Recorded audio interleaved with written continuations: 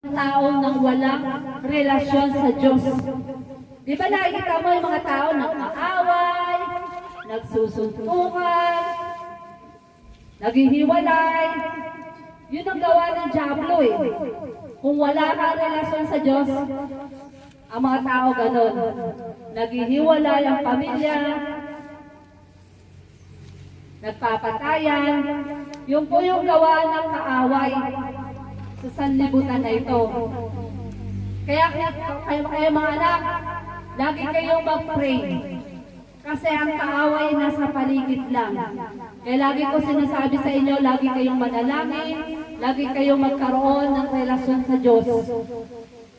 Napakalaga yung lumalapit tayo sa Panginoon na nanalangin. Kapag walang relasyon sa Diyos, yun. Yung Diablo, pumapasok sa katawan ng tao na walang relasyon sa Diyos. Winawasak ang bawat pamilya. Yun ang gawain ng Diablo. Ayaw niya mapunta tayo sa langit. Ang Diablo, gagawa siya ng paraan para pag-awayin, umatay, magnakaw. Amen po ba? Yun yung walang relasyon sa Diyos. Kasi mga anak, kapag may relasyon kayo sa Diyos, may takot kayo. Amen ba?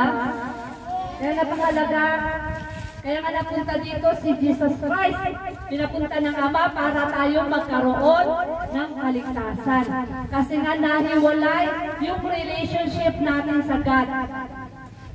Na-separate dahil sa kasalanan na minana natin kay Eva at Adan. Kaya ang mga tao na nakikita mo, nag-aaway kasi walang relasyon sa Diyos. Amen ba? Amen ba? Kaya napakahalaga na may relasyon tayo sa Diyos.